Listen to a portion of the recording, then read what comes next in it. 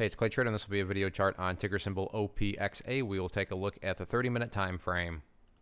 Real quick, what do I mean by 30-minute in case maybe you're new to charts?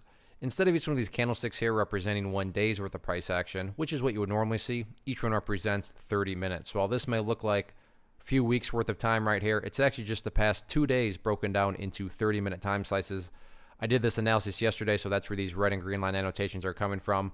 And both updates and then some confirmation we now have after another day's worth of data. So we'll first start with the confirmation. The confirmation being right here at $1.03, $1.04. I talked about that in yesterday's video as support. And sure enough, the power of charts, I'm not going to count the number of times, but you can see a whole bunch of times the bears try to press down through that level, but the bulls did a fantastic job of saying, nah, that's not going to happen. And you definitely want to see that continue going forward.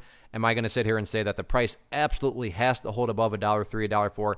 I'm not going to say that, but that would certainly, without question, make the chart look the most attractive going forward. In the event the price cannot maintain that level of support, which again, to give credit where credit's due, the bulls have been doing a fantastic job. But if it cannot maintain above there, the next key overall level of support is going to be that purple line there, which is the 50-period simple moving average. And the easiest way to look at that is, as long as the price is above that purple line, the bulls are in full control. The bulls are in full health, however you can best visualize that. So keep an eye on these couple areas of support. In regards to levels of resistance, this is where that update comes into play. And the update is, formed on just a foundational principle in charting, which states when levels of support are broken and closed below, they tend to act as resistance. So for those of you that did watch yesterday's video, hopefully you remember me talking about $1.25 as support. Now that the price has dropped below it, you would expect it to act as resistance, and in fact, it's already acted as resistance a couple of times right there. Not saying $1.25 can't be broken or anything like that, but before we start talking about $1.45 up here, this other area of resistance I talked about, now priority number one and kind of that first bridge that needs to be crossed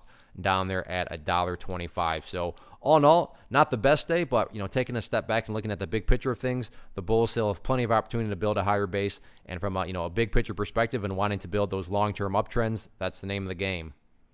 One of the most popular questions I get is, hey Clay, how do you find the stocks that you trade? So what I've done is put together this free resource guide where I talk about the tools that I use to locate stocks that I find interesting and think may have potential. So if that sounds like something that could add value to you as a trader, then by all means, click right there to get access to the guide. The guide itself is very short and to the point, and like I say, it is free. Thanks for watching. Have a good one.